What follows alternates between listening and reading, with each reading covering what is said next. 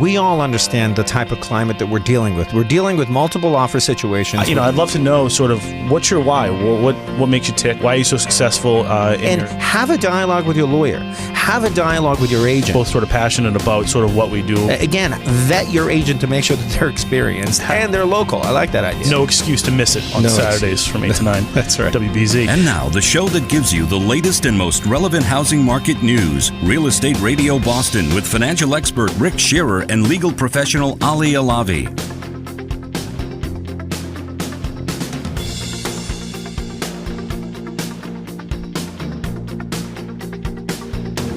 No, Andy, I'll tell you, we had you on a year ago, and all I keep saying, when you buy a new car and then you all of a sudden see all these cars on the road. I mean, I see your trucks everywhere. I do. I mean, there's Andy.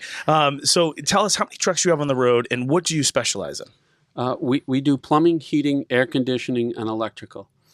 And, really, if a customer has a problem, if we don't do it, we'll help facilitate, that arrangement for them, with the various relationships we have with, subcontractors or, at least putting somebody in touch with somebody. That's going to provide them with the same caliber of service, et cetera. Absolutely. All right. We wanted to chat a bit in the outro last segment. Rick was talking about this mini split ductless heating pumps, and I really don't want to kill the listeners over what it is in terms of technicality of the system itself. But what in the world is it, and how do you take advantage of some of the incentives out there? Okay, a mini split is one of those units. You might see them maybe in a restaurant or in a church or in someone else's home. It mounts usually up above your head on a wall. Mm-hmm. It has maybe a 30 to 36 inch length to it. It's about 10 to 15 inches high, and it might stick off the wall 7 or 8 inches. It's really quiet. You don't have to adjust your TV when it's on or turns off or mm-hmm. on. It has the ability to cool a particular room or a couple of rooms. It has the ability to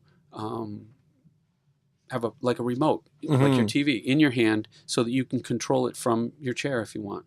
So you can control the flow of the air or the direction of the air or the temperature of the air, so on and so forth. You can switch from heating to cooling. Interesting. Now, just so the listeners have an appreciation of this, there's a unit that sits outside, and then that essentially is plumbed into these various units. It could be one, and it could be as much as 8, I believe, right? Yeah, that's correct. Right, and you can have 8 zones, and that one unit outside is essentially providing the necessary heating and cooling to these different zones. Yeah, exactly. We'll locate, like maybe in the attic or in the basement, a circuit box, we call it, and it looks like the size of a shoebox, and it's got pipe connections from the outdoor unit to the indoor circuit box, and then from the circuit box, we'll connect to each unit. One of the things that I've seen a trend in is the fact that real estate agents are pricing homes significantly less than what the property is actually worth in order to drum up this bidding war and and raising the price of the ultimate sale price. Do you agree with that strategy? Do you think that sort of is counterintuitive? Well, it is a challenge to price a property in an appreciating market. Part of what we consider very important when we're doing pricing for somebody is not only looking into the past for places similar to the subject property that have sold recently, we also want to understand the current inventory and how that property measures up to the other places that are for sale at the time it comes on the market. Mm-hmm. If you only look at the past to understand value, you're missing a piece of the puzzle.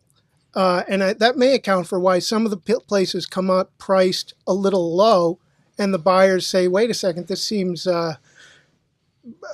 worth more to me. Because they're coming at it from what they have seen in the last month, 2 weeks, 10 days. They're about as smart a group of buyers as you can imagine, because they're feeding off of or looking at current information. Mm-hmm. They have immense amounts of information available through the internet. Mm-hmm. And there's a paradox.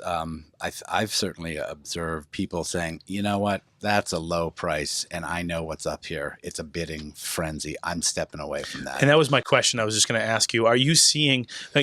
Ali said, is that a good strategy?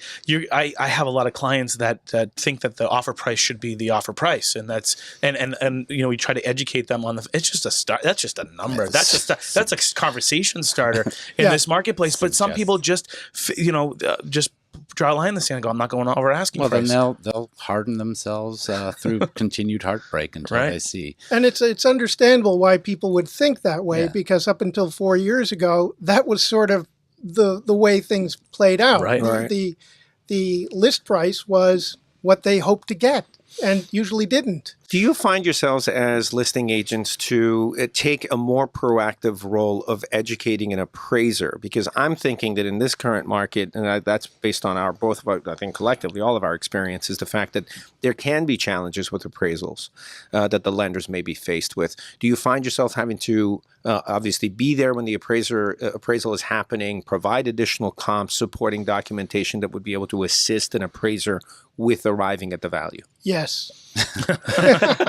All that. All that and more. And we meet appraisers coming in from out of town who may have been coming to Cambridge for the very first time. Oh, wonderful. And we want to make it easy for them, and we want to do it in a way that's respectful. And what we do is bring them data and bring them anecdotes to bolster the data, and trust that they will do their jobs like the professionals they are. Yeah, Elise, let's get right into it. What is a VA loan? Let's touch upon what a USDA loan is. But then after that, I want to talk about what are you doing to get these deals accepted by these real estate agents in this crazy hot market where they're looking for big money down? Right, they are. Well, just jumping back to both programs, as you mentioned, they are they are different programs, but the commonality is that they are a no money down program. Doesn't mean the person can't put money down, but they are a no money down program. And in some ways, it's hard. It is educating the realtors, because at the end of the day, these programs are actually easier for clients to qualify for, and there's less chance of them, in a sense, falling apart because of the flexibility with credit score and debt to income and things like that. It's the opportunity to put a lot of people into houses, and it's just getting people to realize, especially in these competitive times that we're in, where it's a hot market right now, as you mentioned, and getting people to see what's available. I have one quick example, though, because I am working with a client that's up in the Boston area, and if the VA loan is really going, because of the type of house and everything that's going on with it, it's the best program for him in the situation, and he does have money to put down. If he wasn't doing a VA loan, he would be in like a true jumbo loan that would need, 10, 20% down, whatever the rest of the market would demand. And he does have the money to put down, but just because it happens to be that he has the VA eligibility, he doesn't have to put that money down. And in turn, will get a much more competitive program at a better interest rate. So sometimes it's what people can't see behind the scenes, that we pick that program for the client, because at the end of the day, it'll be a better program for him, and it really shouldn't be, just because he doesn't have to put as much money down as somebody else doesn't mean that they don't have the money to work with. Right. I mean, one of the things that I think I'm hearing from you is really education. I know that Rick does this very, very effectively. I mean, when we're dealing with this exact type of climate and a particular listing agent sees an offer to purchase that has a mortgage contingency versus another one that may not, I know that Rick picks up the phone and calls the listing agent and reassures the listing agent of the strength of this particular borrower and the fact that he could effectively, quickly issue a commitment for financing. Very, very effective tool, and educates the listing agent. Do you find yourself in that same position where you have to call the listing agent and reassure them that this particular program is best fitting? Yes, but I also find a lot of the listing agents, I think, are doing a great job for their clients as well, because sometimes before I can even call them, they're calling me.